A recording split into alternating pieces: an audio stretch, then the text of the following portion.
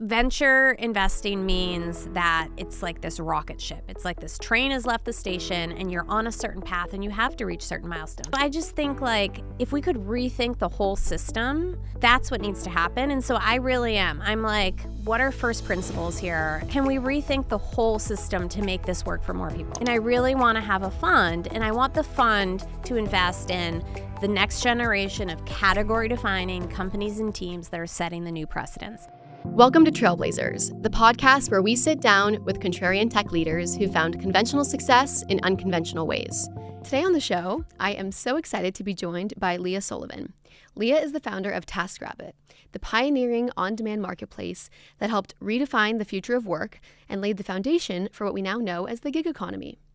As CEO for 8 years, she scaled TaskRabbit into an international business, operating in more than 40 cities before overseeing its successful acquisition by IKEA in 2017. Today, Leah continues to build and back world-changing companies as managing director of Precedent VC, general partner at Fuel Capital, and founder of the Precedent Collective. Across her investing career, she's supported more than 150 companies, spanning consumer technology, marketplaces, hardware, education, and retail, including companies like Nanit, Picasso, OurPlace, Good Dog, and Upwards. Before founding TaskRabbit, Leah began her career as a software engineer at IBM, where she worked on products like Lotus Notes and Domino, building the technical foundation that would later shape her journey as a founder and investor. Leah is also a passionate advocate for diversity in technology and entrepreneurship, proudly representing her Latina heritage and speaking globally on topics like the future of work, innovation, and leadership. Let's welcome Leah. Thanks you so much for having me here. I'm so excited to be here. I'm so excited to have you. I love also that you were like an engineer by background. That's pretty epic. Yeah, I mean, that's how I started my career. Yeah. I was a math computer science major in school and then came out in 2001 at the height of the dot-com bubble burst. But I was able to find a job as an engineer, and we all kind of got merged into IBM. I didn't start at IBM, but the little startup I was working for was bought by IBM. Oh, so you were even at a startup way back when? Way back when. You've always had the bug. Always had Can't the shake bug. Yeah, exactly. But Yeah.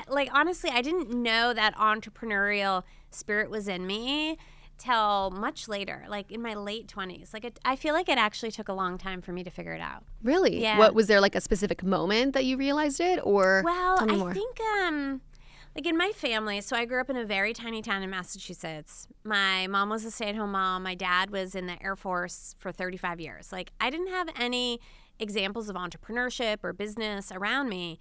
But after I graduated from school and I got my job and, went to IBM, I was like, wow, this is amazing. Like, IBM, it's super stable. And like, I was making probably like as much as my dad was, like in the 80s, supporting a family of 4. Like, they were so proud of me for getting this job.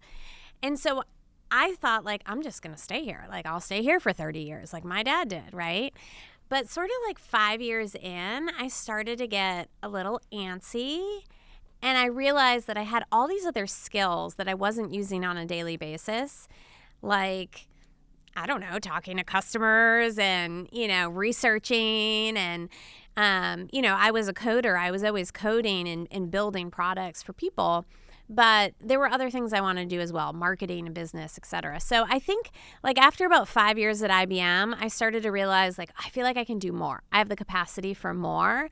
And then it took me even longer. It took me another 3 years to come up with the idea for TaskRabbit. But when I did have the idea, I knew I was like ready to go and leave and go for it. That was the thing you were going to jump into. Yeah. I love that. Yeah. It's funny. I think we forget that like entrepreneurship and VC is very glorified now in the media. Yeah. It's all over Twitter. We all know what those career paths look like. But back then, this was not a very common thing. Like, no. I think about and speak to so many of the great founders that started businesses in like the 2000s. Yeah. And it was just really not common and not as glorified. So it's very impressive that you figured that out, knowing that it just wasn't the media the way that it is now. Yeah. And I grew up in Boston, right? I wasn't in Silicon Valley either. Yeah, totally. And so your parents didn't do anything? Yeah, like it was just so far removed. Surrounded by this like technology industry like I am now. Yeah. I love that. Yeah. Okay, great. So let's start with an icebreaker question. Oh, okay. Great. So, typically interview etiquette is to start with a softball. Okay, but I'm going to go with like the hard one. I love it. Okay, we're just going to get right to it. We don't have that much time, so I got to get right into it. Let's do it. Okay, so when you think about, I just read your bio, you've lived a lot of life in the past 25 years, right? What has been the hardest moment along your journey? What was the moment that when you look back on and you think, wow, that almost broke me. And it could be personal, it could be professional, it could be a conversation, it could be a certain like year or series of events. But what comes to mind when I ask that? Yeah. There's a few things that come to mind. I think the one that stands out the most is both, it was like a merge of professional and personal. Okay. Because I was pregnant with my first baby. And how many do you have now? I have 4. Okay, that's my dream. Really? Is it like as crazy as everyone says it is? Yes, but I love chaos. Yeah, same. I love chaos. I get it. I'm the same way. I'm like maybe 5. Like, I don't know. I want like Are you one of many? I'm one of 2 with a single mom. So I grew up in a tiny family of 3 and they're like the greatest people. Yeah. But I love chaos. Yeah, me too. I want to clone myself with my amazing partner a million times over and him a million times over. So anyway, I have a lot of thoughts. I love it. Okay, so you're 4. So 4. Wow. So this was the first one. And, I was like the normal, like first time pregnant, expectant mother, like high anxiety, nervous at the height of running TaskRabbit. So this is like 2012. She was born in 2013. And you're like 4 or 5 years in. We're 4 or 5 years in. Okay. It is like growth mode. We've raised a bunch of money. We have $20 million in the bank. We, are looking to open new markets.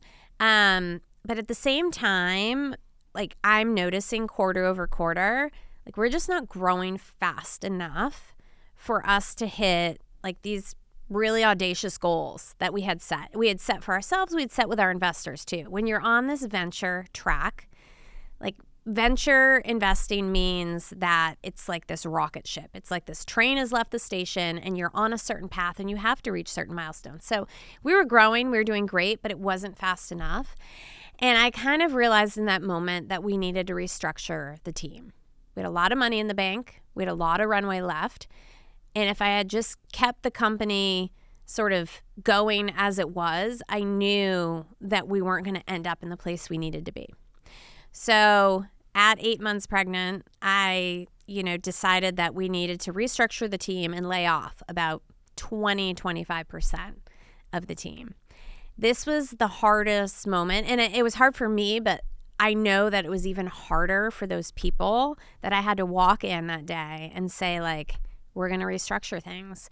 And, this huge chunk of the team is going to go and we're going to have to hire in brand new people. And specifically, we're looking for more mobile technology engineers and less. I had to cut back on like the marketing and acquisition spend side because we just weren't ready for that like growth engine yet. It was just like, it was so hard and it was such a mess. It was very messy. And so I went in the office that day. We talked to the team, and in the afternoon, I stopped feeling the baby move. Oh, God. Yeah. And this is your first, so you're also just first, like not so used you're to also anything. just what's wrong? Is something wrong? Am I overthinking this? Long story short, I end up in the hospital. Baby's fine. Baby is fine. But the doctor was like, are you under a lot of stress right now? Like, that's one way to put it. Yeah. I was like, sort of. Why? She's like, because, stress can really affect like the movement and all these things. She's like, you just need to like relax. I'm like, I have no time to relax right now.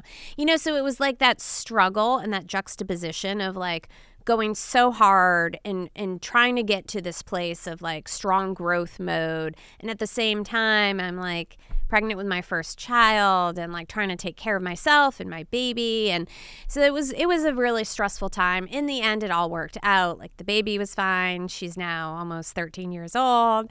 And, the company also restructured, recovered. We had to pivot this whole product experience. But that's actually what saved the company in the end. It was a big, hard decision that as I look back on it, I was just actually talking to Stacy about this. So Stacy was the COO I brought in, promoted her to CEO. Who's also in the venture world now. Yes, who now we all runs come to the dark side. Cherry Rock Capital, and we're very close. And I was just saying to her, I was like, I don't know if I could stomach that whole thing again. It was just so hard. Yeah, but like you said, it really did work out. Yeah. And these like really, really tough times, the pressure makes diamonds theory. Like it totally sucks when you're in the pressure cooker, but beautiful baby and a business that eventually turned around. Yes. So, in some ways you do have to go through those hard moments for sure. You do. One of the things you talk about, which I really respect, is the like importance of having women in all these really male-dominated places. I think that when you are a pregnant woman in particular, it's like also important, even more important actually. But it's situations like this that I think make people think, oh, are they not capable? Are they not ready? Because their health will be affected. Like I have a lot of friends now in our, let's say, venture world where, should I have a child? Should I not have a child? Should I delay that? I don't want LPs to not give me money. Founders who are also struggling. So do you have a take there? I mean, a lot of people say there's never a right time. It's gotten better. Any thoughts there? I think that story really brings that up for me, because I think a lot of folks now are like, they put off the family planning for the career, and I don't also know that that's the right answer. I know. I feel like I did some of that because I waited until I was 34. But you still had 4, which is had amazing. 4. I know, but the last one took a lot of work. It was IVF, and it actually was a surrogate I had to use in the end to get the 4th one. It was a lot of work for the 4th one. A lot of extra things that, science. Thank God for science, right? Thank God. We're lucky to be alive right now. Exactly. Yeah. Exactly.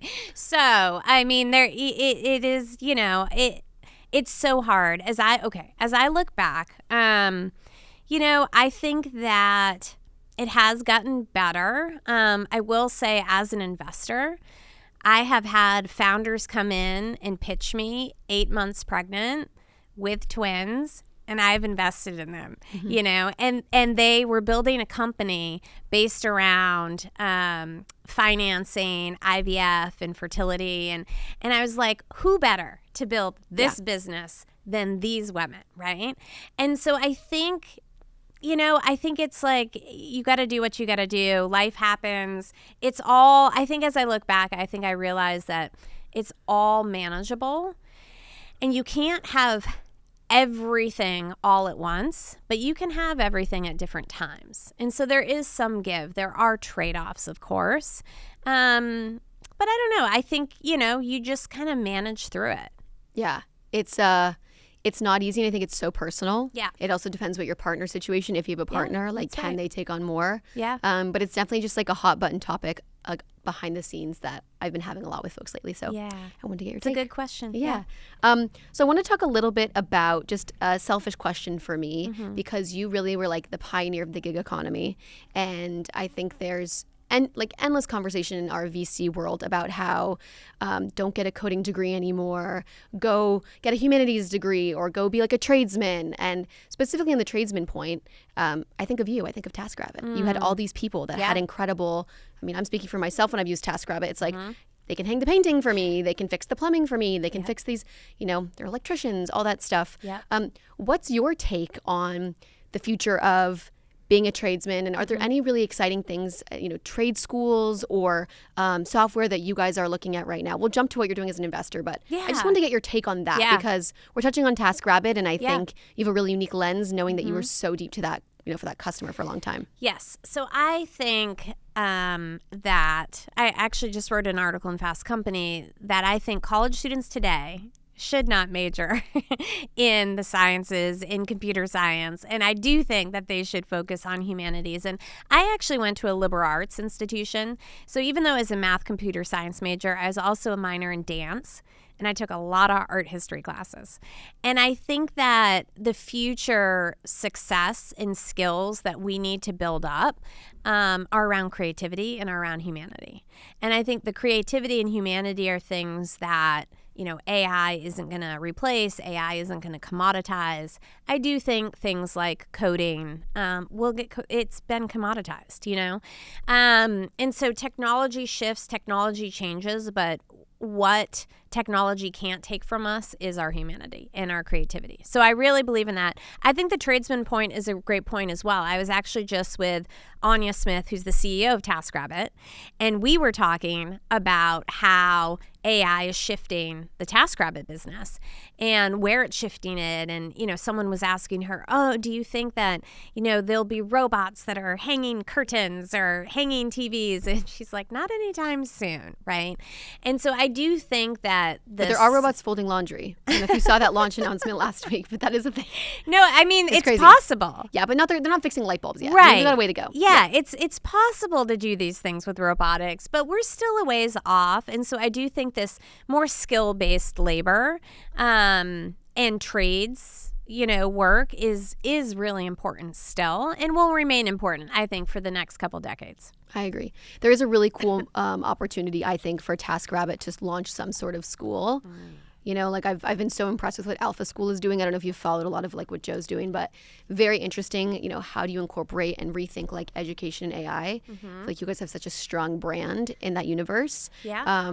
There's just some cool. My marketing brain has some ideas. Yeah.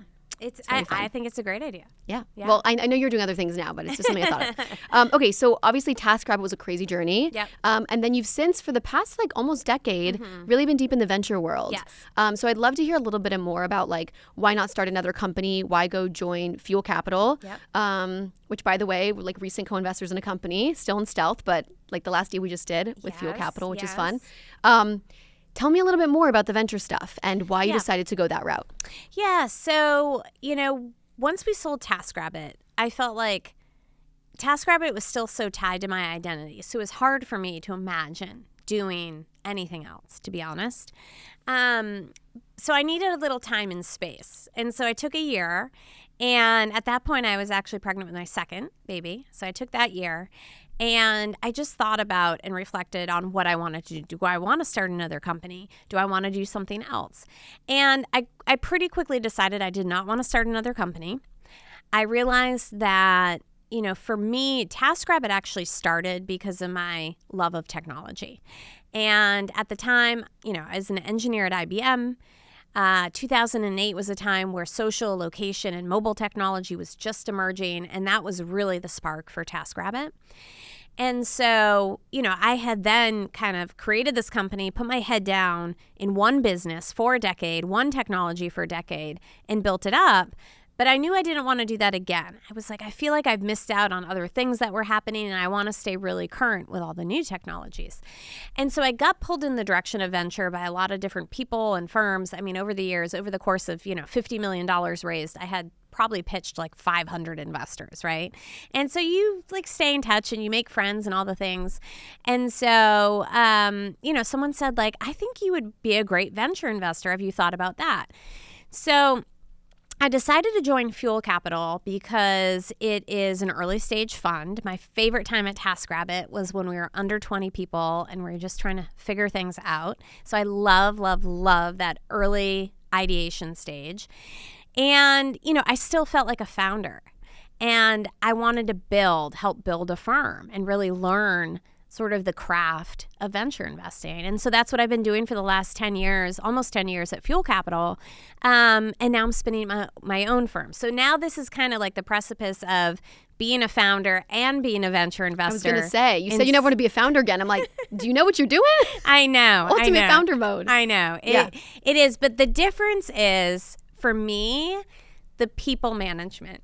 So when you build and scale a company, and maybe not as much anymore with AI, but you're expected to build a company with thousands of people. And it was always that hiring and the organization and the scale that just was a real drain on me personally. And so I venture is I can just have a fund with 5 to 10 people, and it's easy, and see, we stay under 20 people. I think for me it's that magic spot of a small team working on something really focused. I think also people that haven't gone through it, they don't realize how much of a founder's time is spent on people management and hiring. Yes. There's these crazy stats where if you actually do poll, I mean, again, it's a little different in this AI age, right? Is it humans and agents only, and is it much fewer humans? But 70% plus of the founder time is spent on hiring, because especially in that first up to Series B, Series C, you have to have a close pulse on it. Yes. So that makes a lot of sense. You get all the perks of starting something, and being your own boss without the people piece. Without the people piece. I mean, I always say your job as a founder is 2 things. 1, don't run out of money. 2, hire people better than you. That's it. If you can do those 2 things, then you're probably going to build an amazing business. I love it. I love it. So talk to me a little bit about Fuel. How far along were they when you joined?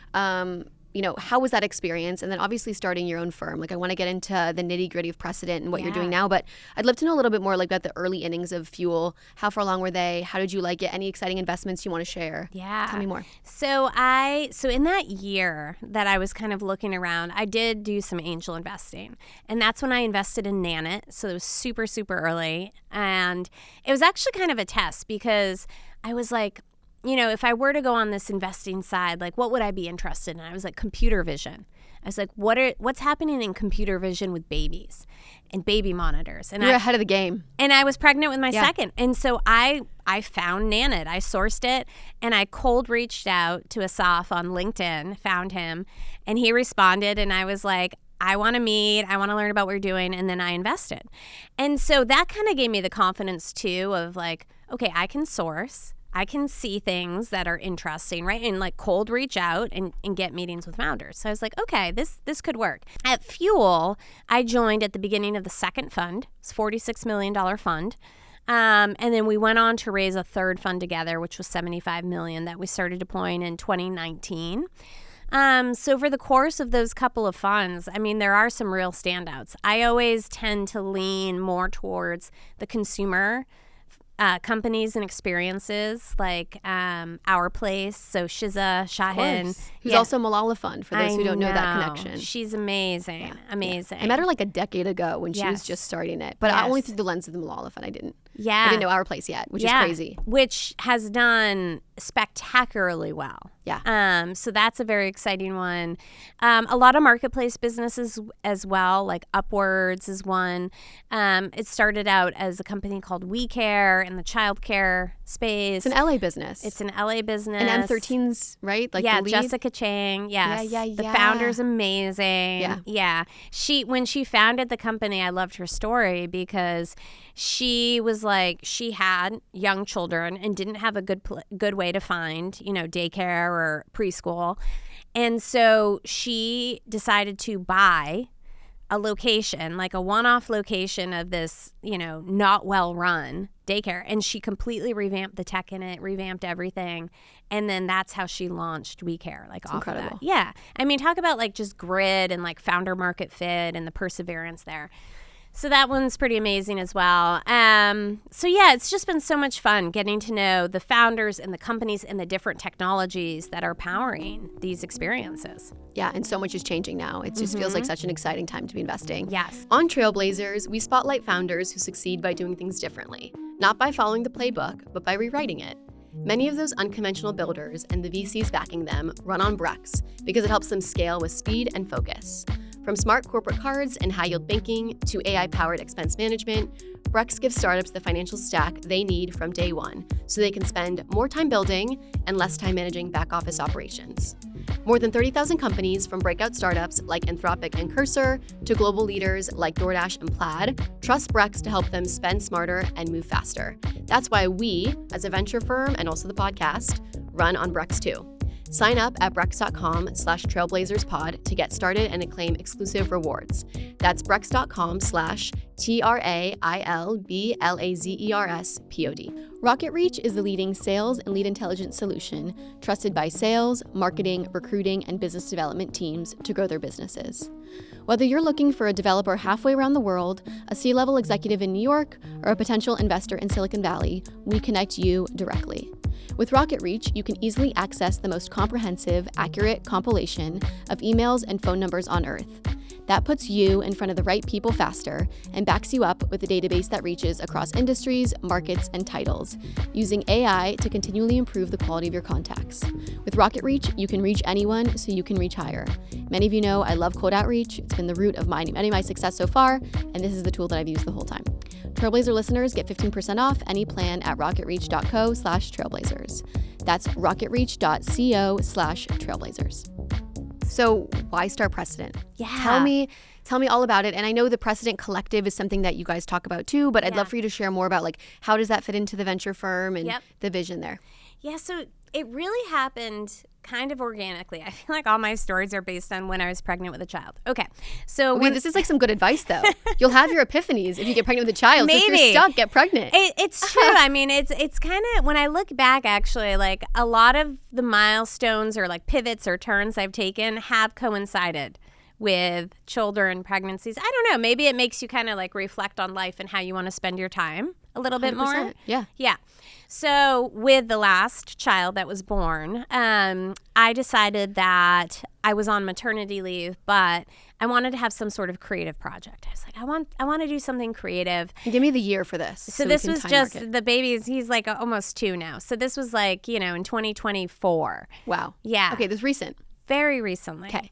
And so, I was thinking, maybe I'll do a podcast. And I had started to think about this idea of precedent and people breaking precedent and like what that means, and like thinking through like how do they do it, and are there themes, and is there like a framework you could distill? And I was like, I don't know. I was just thinking about it. And so I started the podcast. I started to interview people, just started to talk to people. And it's called Breaking Precedent, right? The podcast is called Breaking Precedent. Okay. And I interview founders across industries that are, pushing societal norms, doing things differently. And not just business and tech. Kind of the fun of it was I want to interview artists, and I want to interview politicians and activists. And I've had Shiza on the podcast. She was actually the first person I emailed. Oh. And I said, I'm thinking about doing this podcast, but if I want to do it, I would want someone like you to want to be on the podcast. Like, here's what I'm thinking. Like, would you want to be on it? And she's like, of course I would. Like, sign me up. So she's one of the first interviews about Malala Fund and then Our Place. Wow. Do you know Jessica Jackley? No. Oh, so Jessica's How I Met Shiza. Okay. You guys, I mean, after this, we'll discuss, but you were like, she started Kiva.org, the microloan platform. Yeah, yes. And she's now at VC. Yes. She's like, you very similar energy. Out of Boston. Yeah. Probably out of Boston? I think so. I don't remember. Okay. Yes. She started it like a decade plus ago. Amazing. But she's a great human and good friends with Shiza. And anyway, keep That's talking. so good. But I feel like you guys have such similar energy. Okay. She's great. Well, we have to meet. We're going to be besties. You'll meet when at some point. Yeah. Okay. So I decided, I'm like, all right, I'm going to do the podcast. Shiza's going to come on, and a bunch of other people, an astronaut, a ballet artistic director, all these different people. And I loved having these conversations. And so, were you doing it in person or virtual? I was doing it virtual, and I was only doing audio. I was like, I just want to like see if this is fun. Yeah, totally. And I kind of want to see if, in the back of my mind, I was like, is there a book here? Because I'd been thinking about writing a book. And so there is a book. And so about a year, the first season in, it turned into a book. It turned into a book deal, and I put together the book proposal, and the book is called Breaking Precedent. It'll be out in 2027 with Bloomsbury. Very exciting. I'm very excited. I'm halfway through writing it now. I have to deliver it by September. Okay. I will do that. It will happen. It will happen. I'm halfway through. But the book is some of my TaskRabbit stories weaved in about how we, helped launch the gig economy and change the future of work and all those precedents that were broken, but then other people's stories as well. And then it gives readers a framework. If they want to break through something, how to do it, how all these other people did it, how they can do it too. And so when I inked the book deal, that was end of the summer last year of 25. Okay. And you've been doing the podcast for a year? For a year-ish. Okay. Yeah, for a year. And then I launched. So I signed the book deal. I launched season 2 in the fall. So now I'm in kind of the middle of season 2 of the podcast. But when I signed the book deal, I was like, you know what? This is the perfect time to start a fund. So that was the precipice. It was like, I have the book deal in place, I have the podcast, and I really want to have a fund. And I want the fund to invest in the next generation of category-defining companies and teams that are setting the new precedents. And I felt like at this moment in time with technology, with AI, this inflection point we're at, this is a huge moment where things are taking a turn. And so I just felt like this was the moment to start the fund. It's going to be a precedent-setting decade, really, for tech. So. And you might as well be investing in it, doing the deals you want to do, building it the way you want to build it. Yes, and investing in the founders that I want to invest in, with the lens and experience that I have that's unique from others. And so that's kind of where the collective comes into, because, I see what I'm doing with precedent and with breaking precedent as sort of this like ecosystem build, right? It's like building an ecosystem and empowering people to break out, to break through, no matter where they are, no matter what their circumstances are, give them a path. And so just building up an ecosystem around that as well. I love that. That's very awesome. And I think so many funds talk about having these like, operator groups or advisors but you guys have really formalized it into like a collective, which I think is really strong, and publicizing who's involved in that collective and who can, back you if you're getting backed by precedent. I think it's a really smart move, and not enough funds do that, sort of share it out in the open. Talk to me a little bit about deciding whether or not to have a partner. I don't know if that was something that you considered, if you wanted to do this solo. A fund is a giant endeavor. It is like a 10-year plus journey. Yes. What was that decision like in terms of partnership? Yeah, I felt like because it happened so organically from the podcast to the book to the fund that I really needed to build out this brand and this strategy for this first fund on my own. But I do want to bring people in. I think for this first fund, I'll also bring in a junior partner or a principal or someone to work alongside me, because I like being collaborative and I like having a sounding board, And so, as I continue to grow the platform and raise, future funds, I do see a path to kind of build this into a partnership, that supports a whole ecosystem. Totally. Yeah. I think also because the brand is so closely tied to you, there's nothing wrong with getting it off the ground with you as sort of like the spearhead of it. And then eventually you can add in more folks. Are there any venture firms that you really look up to as you're building your firm? You've been in this industry for over a decade. You were also on the founder side, which I think actually that seat, you see good behavior and bad behavior really closely. Yep. Are there any firms that you think about and you say, wow, I'd love a little bit of what they're doing here, a little bit of what they're doing there. I'm curious to hear. And this is one of my favorite questions to ask VCs, because you can get a real sense of someone's taste and style based on how they answer. Yeah. It's a great question. And I am lucky to have experienced investors from both sides. Right. I can say that with TaskRabbit, I had the most amazing seed early stage investors. And all three of them still inspire me to this day to do what I do now. And who were they? So Anne Miraco at Floodgate. Of course. I always say I want to be her when I grow up. I get it. She's really cool. I know. She's only a few years older than me, but I feel like she is like the epitome of like, yes, Anne is the best. And she was like one of the first checks in Lyft. That's like her claim to fame. Yes. And I introduced her to Lyft. Okay, that is crazy. Yeah, no, because that's like her big like. She's open 1000X. about. When they IPO'd, she like sent my husband and I to like a weekend retreat in Healdsburg as a thank you. Yeah, so Anne at Floodgate, and I think the partnership that her and Mike have built, and the team there, and just their approach, it's so measured, so disciplined, it's so kind. Mm-hmm. And they were really the pioneers of seed investing. Yeah. Like we forget because there's so many now, but they were like in that cohort of like 5 or 6 that really started it. Yeah. And she was the first check into TaskRabbit. Okay. And I was the first deal she ever did. Wow. Isn't that interesting? Yeah. And then another little tidbit, since we've been talking about women, women, female GPs are twice as likely to invest in a female founder. And I always go back to that because I was like, it actually did take Anne to come in and invest in me. And that's what brought others along. So then it was Steve Anderson at Baseline Ventures. Okay. I don't know Steve. Okay. Steve is like rode off into the sunset because he's amazing, because he also invested in Instagram. So he's doing just fine. Yeah, he's doing amazing. But he was like my call in the early days when I was like, I've got this BD deal and I need strategy advisor. And like he would pick up the phone and like just work it out with me. He was great. And then Rob Hayes at First Round Capital. Classic. Yeah. You got some good people. I know. And so they've all supported me too in precedent, which is great. Okay. But yeah, I think those are, 3 great examples of investor I experienced as a founder. And I think the common thread there is, they were always there for me. They were always super kind, and they were always helpful.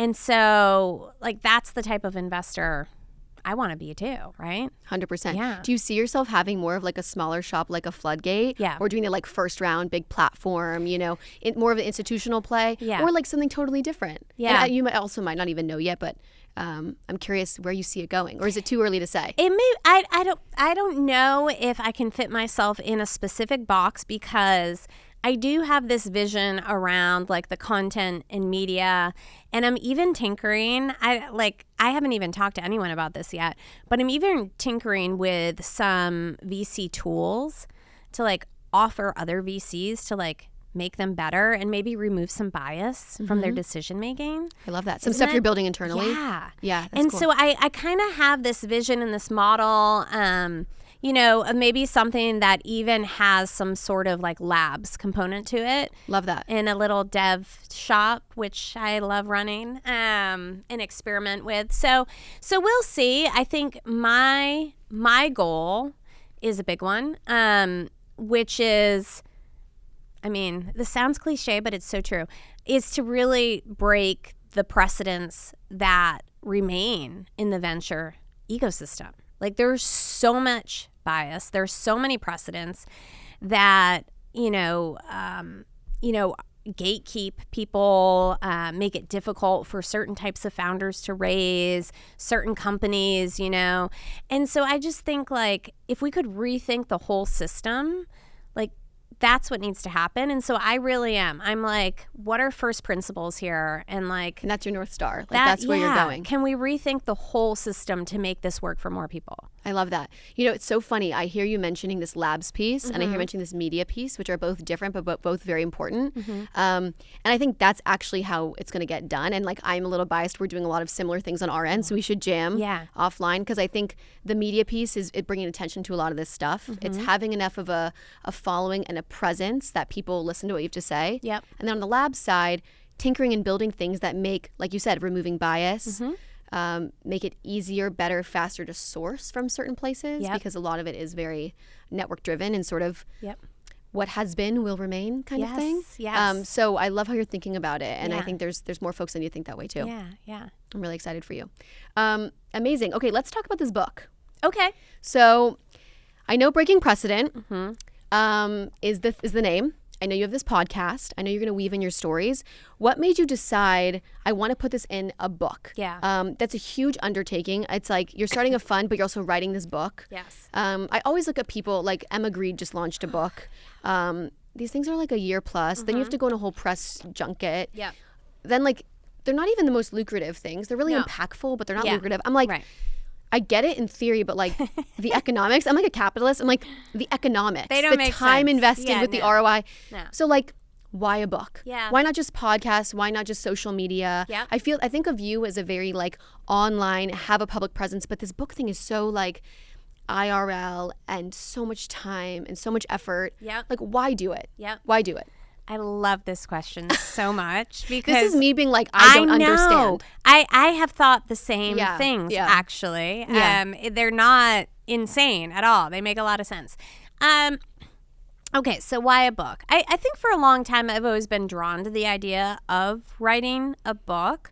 And I remember talking at a conference to Adam Grant, who writes all these amazing books like The Originals and if you don't know who Adam Grant is, Give and Take, and you got to be go read his books. He's insane. You will love his books. Yeah, he's amazing. And even his like little quotes on Instagram, like I don't know if you follow him. Yeah, but he's a good follow. He's a really good follow. It's a great follow. Yeah. I remember him saying about book writing, he's like, writing a book is like such a big ego-driven decision. He's like, because it actually makes no sense to write a book. But it's like really about your ego. And he's like, and that's it. And he's like, and that's okay. And I was like, wow, is this like an ego play for me to write this book? And like, it's okay if it is. No, I know. Like, I love honesty. That's like, what Adam said. I kind of like it, yeah. But you know what? I think for me, it is about legacy. It's about having something in print that I think my children and children's children can like have and read, and like the legacy piece. And the way that I'm writing it, it's not a memoir. It's not a TaskRabbit tell-all per se, but there are a lot of personal stories in there and that have been woven throughout that have not been told before. And I don't see another way to tell these things, actually. And to be able to tie the stories to lessons learned in this framework around breaking through. How did I break through? And not even just TaskRabbit. I was the first woman in my family to go to college. I grew up in this very serious, very intense Pentecostal evangelical church and had to break out of that. There were a lot of moments that I had to take a different path and set a new precedent for myself. And so it was a lot of reflecting on how did I do that? Why did I do that? And then can I give others not only the inspiration, but also a framework to do it. And so I felt like the book was the way to do all of that, because I don't know, I think I have all these stories to tell, but I think the idea of breaking through and breaking precedents is also really complicated. It's really nuanced because precedents are invisible. They're all around us all the time, but no one talks about them. No one sees them. We all just act the way we do. And so it's a complicated concept that I felt like was more than a blog post too, or a podcast or many podcasts. So totally. And you also want to guide them through a journey, it sounds like, too, that whether it's chronologically through your life or whether it's through the work you've done to figure out how and why you were able to break these precedents. But I think when you do just launch blog posts or your podcast, people, go in and out in different orders. Yep. And a book is one of the few things that's truly, you read page to page. Yes. I also think as you were talking, I kind of was thinking about a solution too. In this AI age, there's so much slop on the internet. Yeah. There's probably this thesis that over the next 5 to 10 years, books are actually going to be infinitely more valuable. Yep. I mean, again, AI can write them too, but the hope is that you've spent a year dedicating yourself to one piece of work. Yes. And that it's not just slop everyone's publishing every day. Yes. So maybe there is something there too that books will have more of a resurgence. And, I think that is really exciting. I think there's also an opportunity to integrate. I'm going to do this. I'm going to integrate my book with the whole platform in a way, a way that's engaging and content driven and not just this tome, that's put away on a shelf. So, I mean, you could even talk about a concept and be I actually did a podcast on this. Here's the link if you want to pause and go listen to that. Yeah, yeah. So I want to get your quick take on this. It sounds like because you have this framework, you think this can be taught. This idea of being able to break precedent. And this is something that if you read your book in 2027, you can learn this thing. I sometimes feel that this is something you're born with. This ability to be deeply courageous, deeply resilient, see the world in a way that it is not currently. Everything around us is man-made. I read I think it was one of the Collison brothers tweeted this one time, everything around you was created by a human. Yeah. And that's whoa. Right? Do you see the world as a new way that doesn't exist? Maybe I'm a little bit biased, but I feel you have to be born that way. You have to be born as a rule breaker and a precedent breaker. And, I was joking about this weekend. When I was born, my mom said I was very alert. That's the adjective she uses. And I think it's hysterical because who says that? Yeah. And I think I was born alert. And I was born with that kind of rule breaking mentality. Yep. I'd love to get your nuanced take if you have on are you born with it? Can you teach it? Yes. I know you want people to buy your book, so maybe we'll give an answer that you can teach it a little bit, but no. I don't know if that's true. Okay, so I'm going to convince you. Okay. And then you'll have to buy the book and read it. I'll read it and then I'll let you know. Yeah. But no, here's the thing. I wasn't sure about that either when I started thinking about this concept and writing it. I think I was also born with that instinct, right? And that, an alert baby as well. Yeah, I was an alert baby. I have a couple of alert babies, okay? Yeah. And I have a couple less alert babies that are just creatives, living their lives. Yep. Great. Yep. So, so I think now, I've interviewed, I don't know, 50 or 60 people across industries, some founders, some artists, some activists, some politicians, some doctors, an astronaut, all these different people. I'd say they're not all alert babies. And I'll give you one example. So, and I think this will resonate with people who have a dream or have a goal in mind, but just feel like it's so far out of reach. So, the story is about a doctor in Nashville, and he, from the very young age, he actually came from Iran during the revolution, relocated to Nashville, became a doctor because he's an immigrant and his parents were like, we want you to be a doctor. And like his whole life, that was the pressure. But he always wanted to go to space. And he had this dream of going to space and he was always obsessed with space. And so, he became a doctor. But in his 20s, he was like, wow, like I wonder if I could become an astronaut. And he started applying to NASA. And he got really close, actually. 4 or 5 times, like to the end, but he never got it. He was always cut right at the last minute. And so his whole life, he lived this very structured environment, and very focused, very academic, not a risk taker at all. But there was always this like subtle friction in the background of this dream. And then it was, a moment in his 20s where he decided like, wow, this friction actually, I'm going to listen to it and I'm going to make a choice and I'm going to choose to go after it in any way possible. And he tried the traditional path through NASA and it didn't work. He actually ended up on a Blue Origin flight through a cryptocurrency DAO. He like won a lottery ticket in, like craziness. But he just found a way and found a path. And then he shot up on a Blue Origin rocket, like this low risk, like, very disciplined person, doctor.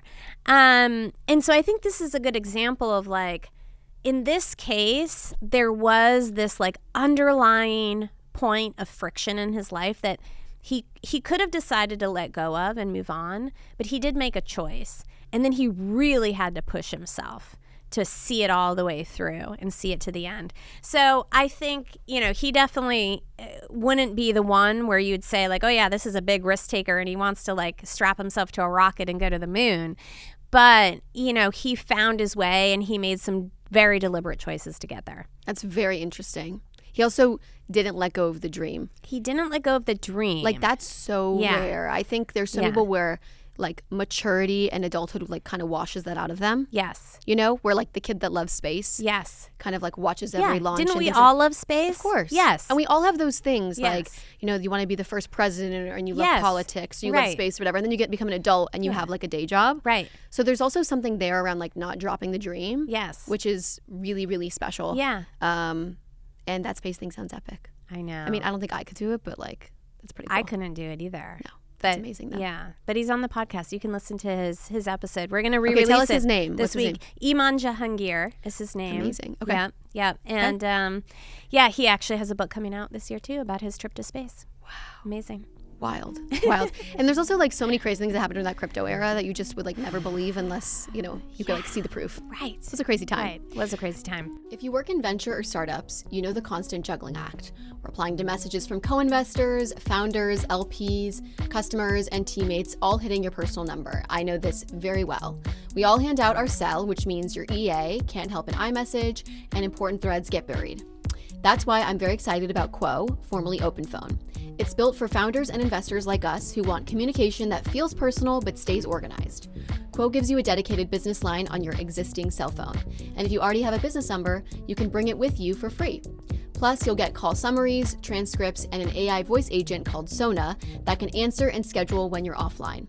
We're actually cooking up something fun with the Quo team right now and using that same voice AI tech in a new way for our firm. More soon, but it's a great reminder that you can use voice AI to stay top of mind of your customers' needs. Quo is trusted by over 90,000 businesses and rated /1 on G2 for customer satisfaction. You can get 20% off your first 3 months at quo.com/trailblazers. That's quo.com/trailblazers. So I've actually used Gusto at 3 different companies, and every time it's been such a relief. It's simple, it's reliable, and my paycheck was always on time, no drama. And unlike the big clunky payroll systems out there, Gusto is online payroll and benefit software specifically built for small businesses. It's all-in-one, remote-friendly, and incredibly easy to use, so you can pay, hire, onboard, and support your team from anywhere. For smaller startups in particular, I have found that it's the most affordable and easy to set up option, and it's the one that we recommend to all of our startups at our firm. Try Gusto today at gusto.com/trailblazers and get 3 months free when you run your first payroll. That's 3 months of free payroll at gusto.com/trailblazers. One more time, gusto.com/trailblazers. Okay, cool. Well, I could keep asking you questions about this, but we have to get to our Trailblazers trade-offs round. Okay. Okay, it's our lightning round. Answer whatever comes to mind first. Okay? Okay. Book in hand or podcast in ears? Book in hand. Do you have any recent faves? I do.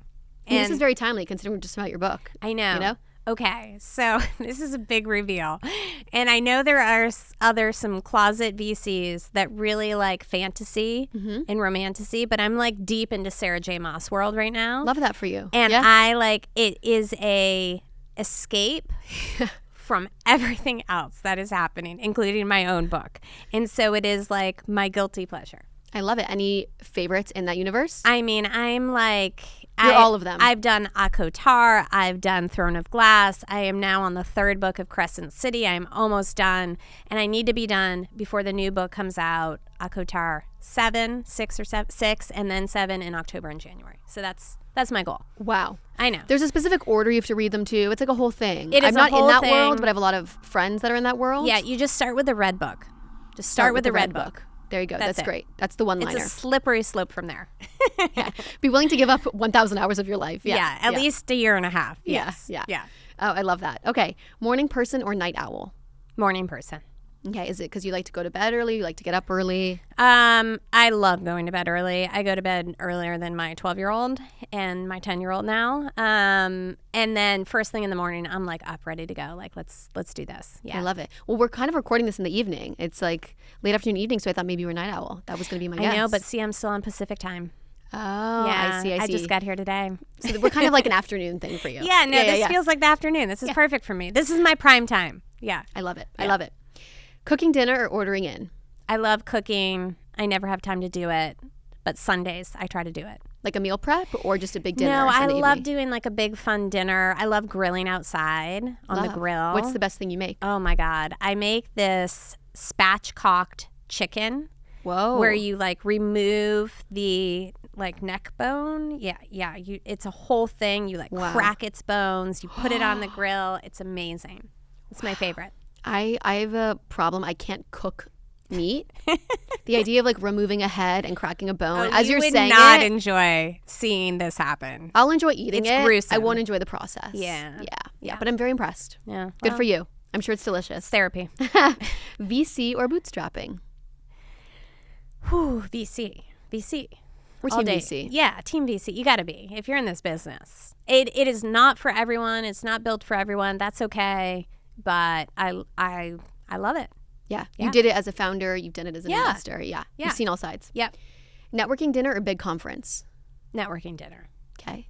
I like smaller, more intimate groups where I can get to know people. In a big conference, I don't mind speaking or being on a panel, but if I'm just left to like the masses, like I don't know what to do. Yeah, it's overwhelming. Yeah.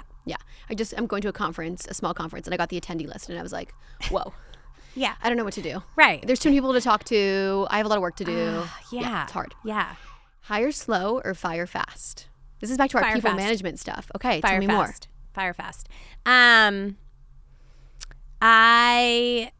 think it's so hard to hire the right people. And for me, like somebody you just don't know until you get people in there.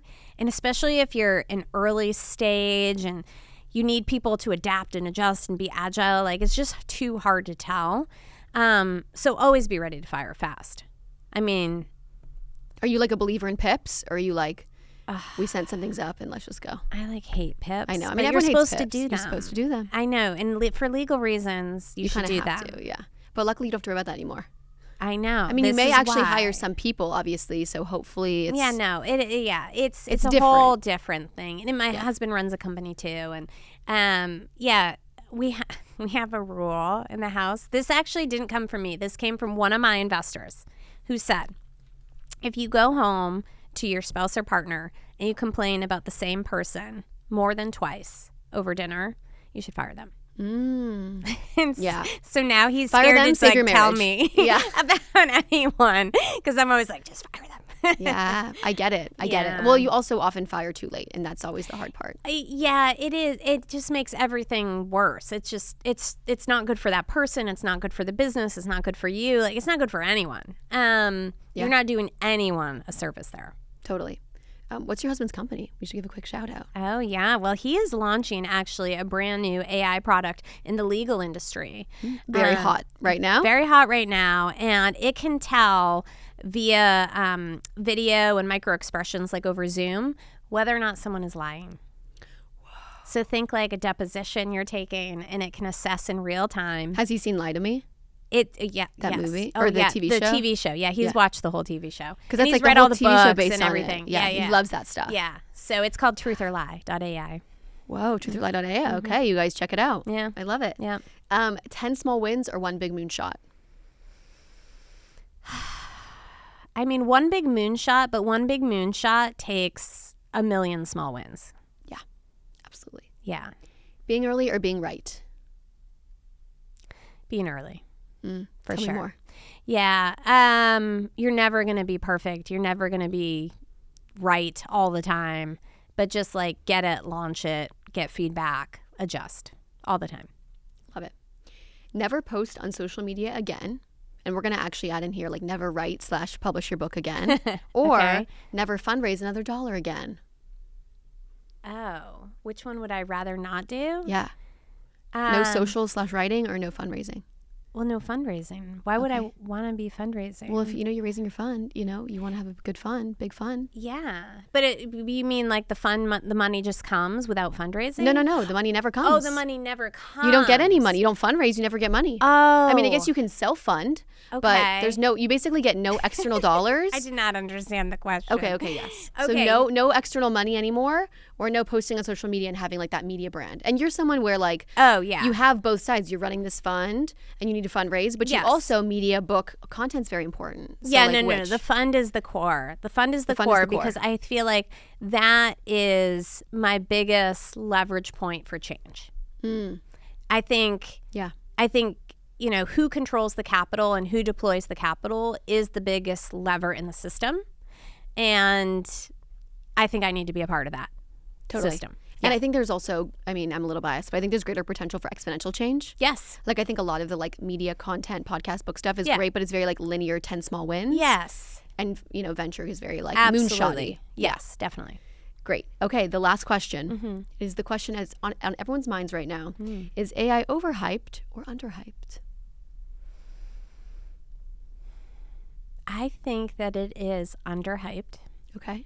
I think that people don't fully understand it. And they're scared. Like the masses are scared of it and fear it. And so I think there's a lot of sort of fear mongering and like overhype on that side. But no, I think like we are just at the beginning of this wave, of this inflection point. It is like bigger than the dawn of the internet, back in the 90s or whatever, whenever the internet was started, right? So no, this is like a major moment in human history, and we're just at the beginning of it. And we're investing in it. Yes, we are. So we're going to make them more money than even they did back then. I love That's it. right. Yeah. Leah, thanks for being here. This was so much fun. It was so much fun. Thanks for having me. Thank you. On Trailblazers, we're always talking about multiplying your impact, and that's exactly what Athena helps you do. Athena pairs you with a world-class executive assistant who becomes a true force multiplier for your business and your life. Working with my Athena assistant has been transformative. Gab was instrumental in raising Park Rangers Capital's fund in ways that I could have never imagined an assistant could contribute. From closing 6-figure checks to identifying new LPs we should meet to matching my tone perfectly in follow-up emails. He's elevated my capacity as a founder by giving me more time to focus on the highest leverage work. Athena isn't just about scheduling meetings, it's about unlocking leverage. Hundreds of founders, investors, and executives trust Athena to free their time and scale their impact. Athena is offering our listeners $2,000 off for their first year of service and priority onboarding. And you want that, trust me, there's a very long wait list. When you're ready to multiply your impact and free up time for the things only you can do, go to athenago.me/Erica-Wenger.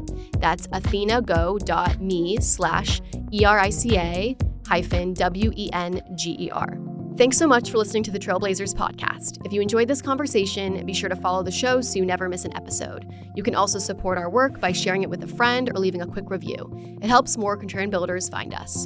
For more on Park Rangers Capital and our community of elephant founders, head to parkrangerscap.com or find me online at Erica_Wenger. Until next time, keep trailblazing.